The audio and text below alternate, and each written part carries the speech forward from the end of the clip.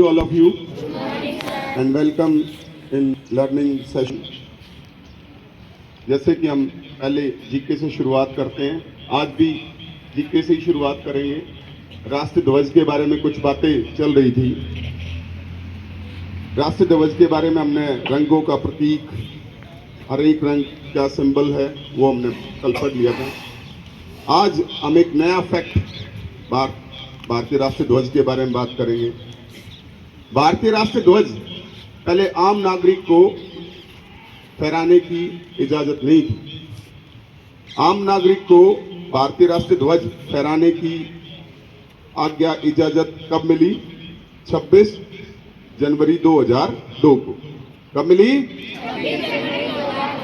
26 जनवरी 2002 को हमारे देश के प्रत्येक नागरिक को यह अधिकार मिल गया कि आप पूरे सम्मान के साथ, ससम्मान आप अपने राष्ट्र ध्वज को आप अपने घरों पर, आप अपनी सरकारी संस्थाओं पर, आप अपने स्कूल में फहरा सकते हो। क्लियर है? चलो, भारत का राष्ट्रीय फल कौन सा है? राष्ट्रीय फल कौन सा है? आम। कौन सा है? आम। अच्छा, राष्ट्रीय पक्षी? राष्ट्रीय पक्षी कौन सा है? शाबाश, राष्ट्रीय पक्षी हमारा मोर है और राष्ट्रीय फल हमारा आम है। और आम को तो फलों का राजा भी कहा जाता है। क्या कहा जाता है? कभी आपसे ये पूछ लिया जाए फलों का राजा कौन है, कौन सा फल है? आम। आम फलों का राजा है, भारत का राष्ट्रीय फल भी है, भारत का राष्ट्रीय पक्षी मोर है। ठीक है।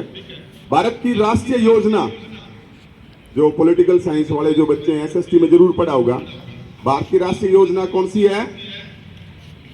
किसी बच्चे को पता है? पंचवर्षीय योजना। कौन सी है? भारत की राष्ट्रीय योजना कौन सी है? 5 साल में, है ना, एक बार एक योजना बनती है। ठीक है। नेक्स्ट है हमारा जो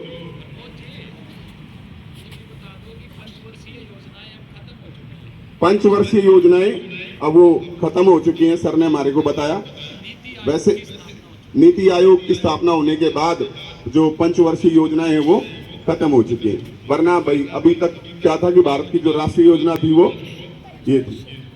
भारत का राष्ट्रीय जलीय जीव कौन सा है? जलीय मैराइन एनिमल, गंगा डॉल्फिन, है ना? कौन सा है? गंगा डॉल्फिन। ठीक है। ये कुछ जीके के फैक्ट्स थे। राष्ट्रीय पक्षी हमने पढ़ा, मोर।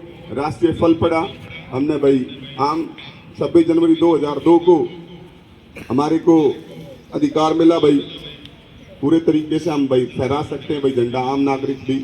ठीक है। और राष्ट्रीय जलीय जीव हमारा गंगा डॉल्फिन और राष्ट्रीय योजना हमारी पंचवर्षीय योजना। आज अब इंग्लिश सेशन में इंग्लिश की तरफ चलते हैं। हम 2 ईडियम पढ़ेंगे। फर्स्ट ईडियम है बड़ी आसान सी, again and again. Again and again का मतलब होता है बार बार, रिपीटेडली। अगेन एंड अगेन का मतलब रिपीटेडली, है ना? Again and again you have been instructed about discipline, about सारी चीजों के बारे में यहाँ से हम इंस्ट्रक्शन दी जाती है।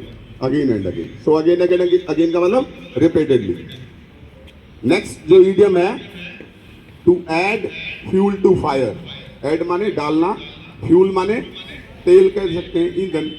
फ्यूल वैसे ईंधन होता है। टू फायर, फायर क्या होती है? आग। यदि आग में घी डालोगे तो क्या होगा? क्या होगा? वो सिचुएशन को प्रोवोक करेगी, इंसाइट करेगी, है ना? इंसाइट करेगी, सिचुएशन को और भड़का देगी, आग को और भड़का देगी। यदि हम कुछ ऐसा करते हैं जैसे भाई पहले कोई बैड कंडीशन थी, बैड सिचुएशन थी, और उसमें हम कोई ऐसा काम कर देते हैं कि वो सिचुएशन है वो बैड से वर्स हो जाती है, तो it means we are adding fuel to fire. ठीक है। 2 बहुत ही प्यारे वर्ड्स। फेमिनिस्ट। फेमिनिस्ट वे लोग होते हैं जो महिलाओं की, नारी की, लड़कियों की भलाई के लिए काम करते हैं। राजा राम मोहन राय का नाम सुना है किसी ने? Raja Ram Mohan Roy was a social reformer, was a great feminist. He worked a lot for the welfare of women. he abolished many social abuses from our society like सती प्रथा, like child marriage, बहुत सारी जो चीजें हैं उन्होंने भाई हमारे समाज से खत्म कर दी। तो राजा राम मोहन राय बहुत अच्छे सोशल रिफॉर्मर भी थे, समाज सुधारक भी थे और एक फेमिनिस्ट भी थे, जो नारी की भलाई के लिए काम करता है, महिलाओं की भलाई के लिए काम करता है, उसको फेमिनिस्ट बोलते हैं। क्या बोलते हैं? क्या बोलते हैं सारे बोलो? फेमिनिस्ट। एक ऐसा ही वर्ड एक और है, एफेमिनेट।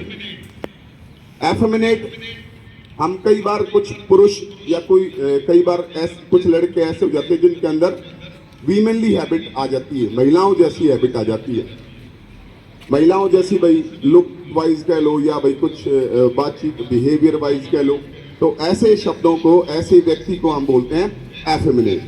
तो फेमिनिस्ट नारी की भलाई करने वाला और एफेमिनेट जिसके अंदर, ऐसा पुरुष जिसके अंदर नारी जैसे गुण। ठीक है। आज के जो होमोफोन का जो पेयर है बड़ा आसान से है, तुमने पता भी होगा, एक्सेप्ट। फर्स्ट वर्ड है एक्सेप्ट, ACCEPT। एक्सेप्ट माने स्वीकार करना, किसी चीज को रिसीव करना। एक्सेप्ट माने स्वीकार करना। स्पेलिंग क्या होगी? ACCEPT। सेम साउंड वाला एक वर्ड और है हमारे पास इंग्लिश में, एक्सेप्ट, EXCEPT। एक्सेप्ट का मतलब क्या होता है? के सिवाय, के अतिरिक्त, के अलावा, को छोड़कर, है ना, कि भाई except boys everybody can go, है ना। इसका मतलब क्या है? लड़कों को छोड़कर हर कोई जा सकता है। ठीक है, आज के लिए बस इतना ही। बहुत बहुत धन्यवाद। आप मेरी बातों की इतनी सहजता से सुनते हो, इतने धैर्य के साथ सुनते हो। और सिर्फ इतना ही नहीं, जो चीजें यहाँ पर पढ़ाई जाती है, जो चीजें बताई जाती हैं, जैसे हफ्ते में सप्ताह में एक बार एक क्विज होगा, जो पूरे सप्ताह का भाई जो मैं यहाँ क्वेश्चन बना के लाऊंगा, उस दिन मैं नहीं बोलूंगा, मैं सिर्फ क्वेश्चन बोलूंगा, आप लोग बताओगे और those students who gives right answer will be rewarded by our principal ma'am on this respected stage, है ना। इस respected stage पर प्रिंसिपल मैम के कर कमलों से उसको पुरस्कृत किया जाएगा। सो कल हो सकता है, वो कल लास्ट का सैटरडे है, तो जितने भी इस हफ्ते में जितनी भी हमने वो जो वीडियोस या जो कंटेंट में भेजता हूँ जीके का, वो सारे सभी बच्चे घर जाकर पढ़ के आए, उसकी एक कॉपी बना ले, ठीक है, उसको भाई रिवाइज करके आए और कल देखते हैं, कल क्विज होगा। ठीक है बेटा, सारे लोग हैं ना भाग इस क्विज में। Thank you.